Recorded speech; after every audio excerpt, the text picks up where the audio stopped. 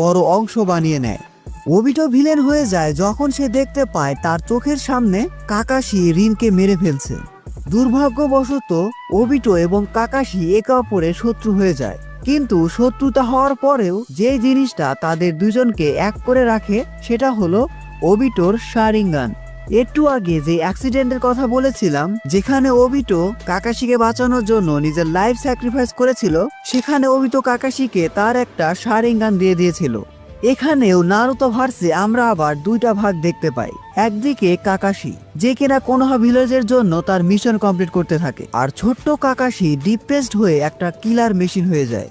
অন্যদিকে Obito Uchiha, যে কিনা আকাশকির মতো একটা ডেডলি অর্গানাইজেশন ক্রিয়েট করে নাগাটো উজুমাকির সাথে। ইয়েস, নাগাটো, যার কাছে মাদারা তার রিনেগান দিয়েছিল।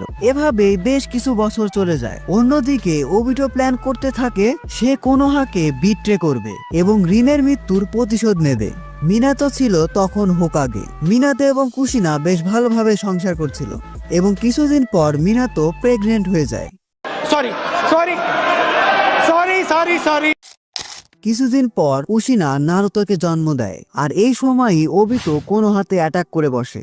ওবিটোর উদ্দেশ্য ছিল কুশিনা থেকে 9 টেলসকে এক্সট্র্যাক্ট করা, কারণ মাদ্রা তাকে বলেছিল সবগুলো টেইল বিচকে একসাথে করে 10 টেলস এর মাধ্যমে ইনফিনিট সুকুমি ক্রিয়েট করা যাবে, যেটাতে সবাই অনেক বেশি খুশি থাকবে এবং কারোর কোনো দুঃখই থাকবে না।